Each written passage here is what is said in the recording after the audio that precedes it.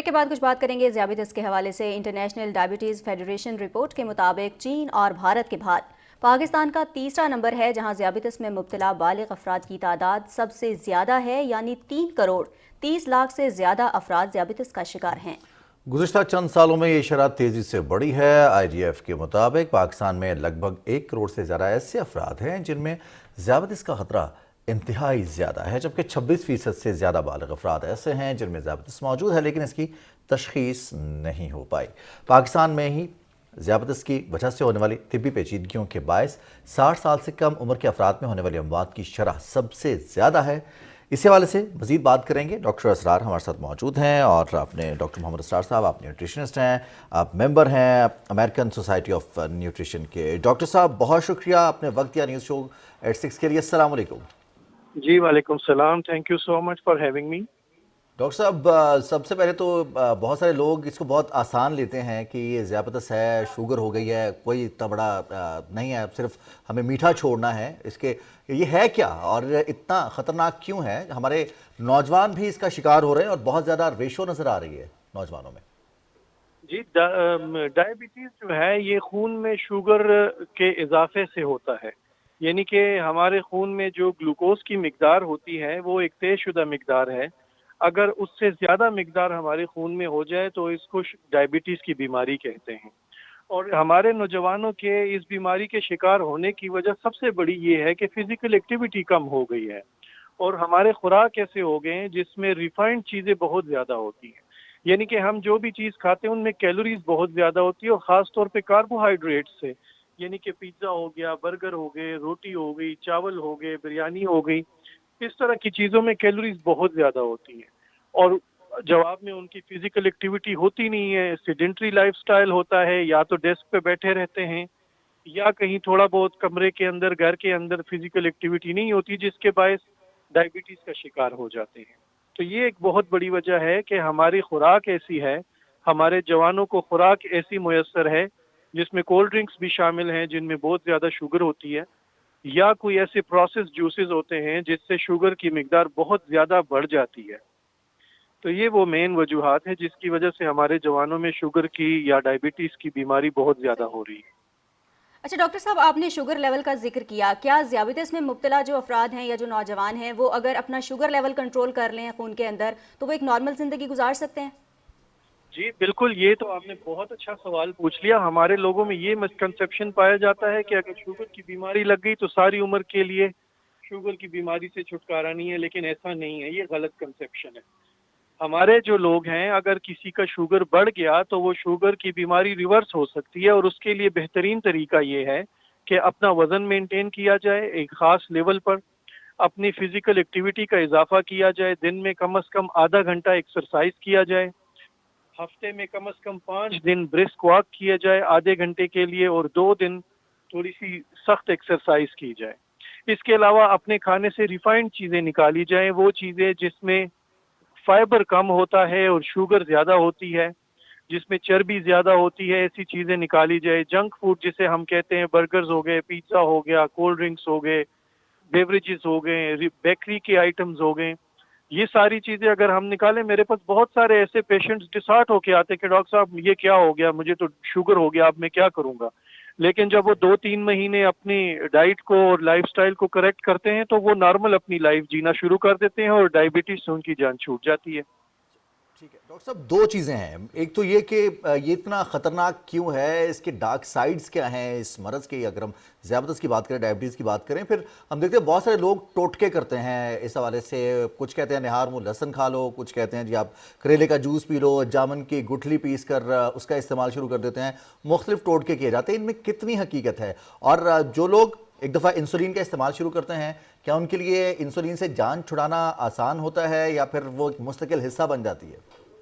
جی دیکھیں، یہ خطرناک اس لیے ہے کہ لوگ اس کی تشخیص نہیں کرتے۔ سب سے پہلی بات یہ ہے کہ ڈائبٹیز جو ہے نا، اس کو سائلنٹ کلر بھی کہا جاتا ہے، یعنی کہ اگر کسی کا شوگر لیول یا ڈائبٹیز ہے تو اس کو محسوس نہیں ہوتا، کہیں اسے درد نہیں ہوتا، کوئی سمٹمز نہیں ہوتے، اور سال ہر سال اس کا شوگر لیول زیادہ رہتا ہے، جس کی وجہ سے وہ اس کے گردوں کو اور باقی جسمانی اعضاء کو، آنکھوں کو، یہاں تک کہ پیروں کے جو انگلیاں ہیں ان تک کو نقصان ہونا شروع ہو جاتا ہے۔ دوسری اس کے خطرناک ہونے کی وجہ یہ ہے کہ ہمارے لوگ جو ہے وہ ان ٹوٹکوں کے چکر میں اپنے آپ کو نقصان پہنچا دیتے ہیں. وہ یہ سمجھتے ہیں کہ شوگر کی بیماری چونکہ میٹھے سے ہوتی ہے، لہٰذا ہم اگر کڑوا کوئی چیز کھائیں گے تو اس سے ہماری شوگر کی بیماری ٹھیک ہو جائے گی، جبکہ یہ غلط ہے. یہ کریلے کا جوس یا یہ کلونجی یا یہ سینمن یا اس طرح کی چیزوں کا کہوا پینا جو ہے وہ اور انسان کو نقصان پہنچا رہا ہوتا ہے. اس کا سب سے بہترین طریقہ یہ ہے کہ انسان اپنے لائف سٹائل کو ٹھیک کرے اور اپنی فزیکل ایکٹیویٹی کو بڑھائے اور اپنے کھانے کو ٹھیک کرے. تو یہ اور انسولین کا جو آپ نے پوچھا، انسولین تو ایمرجنسی کنڈیشن کو کم کرنے کے لیے ہوتی ہے. مثال کے طور پہ اگر کسی کا شوگر لیول 300 یا 400 سے زیادہ ہے تو جب وہ ہاسپٹل جائے گا تو ایمرجنسی میں اس کو انسولین لگائی جاتی ہے تاکہ اس کا شوگر لیول اچانک کم ہو جائے اور اپنی لیول میں آ جائے. اس کے بعد جب وہ اپنی ڈائٹ کو کریکٹ کرتا ہے تو وہ انسولین واپس چھوڑ کے نارمل روٹین میں آ سکتا ہے. لہٰذا اگر کسی کو ایک بار انسولین لگ گیا تو اس کا یہ مطلب نہیں کہ وہ ساری عمر کے لیے انسولین ہی لگائے گا. میرے کافی سارے ایسے پیشنٹس ہیں جن کو میں ریورس کر چکا ہوں، ٹیبلٹس چھوڑ چکے ہیں، انسولین لگانا بند کر چکے ہیں اور وہ ایک ہیلدی لائف گزار رہے ہیں. بالکل صحیح. اچھا ڈاکٹر صاحب، غذا کا آپ نے تذکرہ کیا. عموماً تاثر یہ ہے کہ اگر کسی کو شوگر کا مرض لاحق ہو جاتا ہے تو وہ میٹھا جس بھی چیز میں ہے وہ اس کو چھوڑ دیتے ہیں، چاہے وہ پھل ہی کیوں نہ ہو. پھلوں کے حوالے سے جاننا چاہوں گی کہ ایک صحت مند غذا اگر آپ نے رکھنی ہے تو اس میں پھل کون کون سے ہو سکتے ہیں، کون سے ایسے آپشنز ہیں جو ایک شوگر کا مریض بھی کھا سکتا ہے، اس کے لیے وہ نقصان دہ نہیں ہوں گے؟ دیکھیں، اگر تو شوگر آپ نے کنٹرول کر لی، آپ ایمرجنسی سے نکل گئے اور پھر اگر آپ کوئی پھل کھاتے ہیں تو ٹھیک ہے. لیکن اگر آپ کا شوگر ہائی ہے تو پھر آپ کوئی بھی پھل نہیں کھا سکتے. زیادہ تر لوگ تو شہد بھی کھا لیتے ہیں یہ کہہ کے کہ شہد کا ذکر قرآن میں آیا ہے، اس لیے شہد شوگر کی یا ڈائبٹیز کی حالت میں کھایا جا سکتا ہے، جبکہ ایسا نہیں ہے. ہاں، اگر آپ کا شوگر لیول نارمل ہو گیا ہے ڈائٹ سے اور فزیکل ایکٹیویٹی سے اور انسولین سے تو پھر آپ پھل کھا سکتے ہیں. پھلوں میں دو طرح کے پھل ہوتے ہیں. ایک وہ پھل جن میں فائبر زیادہ ہوتا ہے، جیسے کہ سیب ہو گیا، جیسے کہ امرود ہو گیا، جیسے کہ ناشپاتی ہو گئی، جیسے کہ پیچ آڑو ہو گیا.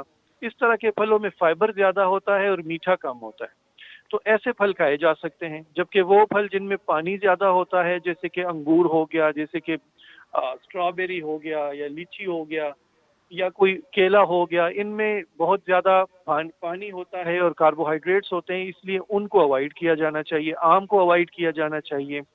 مالٹا وہ کھا سکتے ہیں لیکن بہت زیادہ نہیں، ایک آدھ مالٹا دن میں کھا سکتے ہیں، کنو جسے کہتے ہیں. تو وہ پھل جن میں فائبر زیادہ ہوتا ہے وہ کھائے جا سکتے ہیں، لیکن اس شرط پہ کہ اگر ان کا شوگر لیول وہ نارمل کنڈیشن میں لے کے آئے ہوئے ہیں اور مینٹین کر رہے ہیں.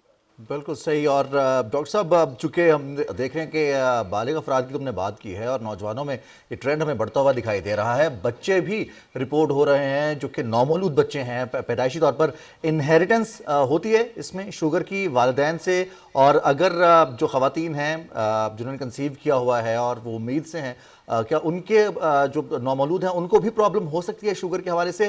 وہ کس طرح کی غذا کھائیں کہ اگر انہیں شوگر ہے تاکہ وہ بچوں میں منتقل نہ ہو؟ جی دیکھیں، ایک تو بچوں کی جو آپ نے بات کی، بچوں میں تو جینیٹک جو ہوتا ہے وہ تو پینکریاس جہاں پہ انسولین بنتا ہے اگر تو وہاں پہ پرابلم ہو تو وہ ممکن ہے کہ ہو سکتا ہے، لیکن وہ بہت ریئر ہوتا ہے. ہاں، فیملی ہسٹری اگر کسی کی ہو، اگر کسی کے والدین میں سے کسی کو شوگر لگ چکا ہو یا دادا دادی نانا نانی میں سے کسی کو شوگر لگ چکا ہو تو چانسز ہیں کہ اس شخص کو بھی شوگر ہو. ہاں، اس کے کچھ اور بھی ایسی چیزیں ہیں جیسے کہ اگر اس کا وزن اپنی لمٹ سے زیادہ ہے، اگر بیلی کے اوپر زیادہ فیٹس ہیں، ہپس اور تھائز کے اوپر زیادہ فیٹس ہیں، تو ان ایسے لوگوں کو زیادہ چانسز ہیں کہ ان کو بھی شوگر لاحق ہو جائے. لہٰذا اگر آپ اپنی وزن کو نارمل رکھیں تو آپ بڑے اچھے طریقے سے شوگر سے بچ سکتے ہیں. نوجوانوں کی آپ نے جو بات کی وہ زیادہ تر پری ڈائبیٹک، ایک ہوتا ہے ڈائبیٹک ہے، ایک پری ڈائبیٹک، یعنی کہ جب آپ کا ایک خاص لیول 110 سے 140 تک کا شوگر لیول ہو تو اس کو پری ڈائبیٹک کہتے ہیں. ایسے وقت میں ہمارے نوجوان یوٹیوب سے اور انٹرنیٹ سے ٹپس لے کے ٹیبلٹس یوز کرنا شروع کر لیتے ہیں اور وہ اپنا مزید نقصان کر کے پرماننٹ ڈائبیٹک بن جاتے ہیں. ان کو چاہیے کہ وہ ایکسپرٹ سے رابطہ کریں، اسپیشلسٹ سے رابطہ کریں، میڈیکل اسپیشلسٹ سے، نیوٹریشنسٹ سے، اور ڈائٹ کی مدد سے اپنا شوگر لیول کنٹرول کر لیں تو وہ بڑی آسانی سے پری ڈائبیٹک سے نارمل لمٹ میں آ سکتے ہیں. बिल्कुल सही, बहुत शुक्रिया डॉक्टर मोहम्मद इसरार साहब, आप हमारे साथ मौजूद थे और बड़ी तफसीली बात की। और सबसे अच्छी जो बात जो हम हमेशा अपने प्रोग्राम में भी किया करते हैं रिजवान, के सेल्फ मेडिकेशन से बचना है और ख़ास तौर पर बर वक्त तशख़ीस के लिए अपने मौलिद से आपने रब्ता ज़रूर करना है। किसी भी मरज़ से अगर बचना है, वो सिर्फ डायबिटीज़ ही नहीं, चाहे कोई भी मरज़ हो, डॉक्टर के पास ज़रूर जाएँ, बर वक्त तशख़ीस कराएँ और सेल्फ मेडिकेशन से प्लीज़ गुरेज करें।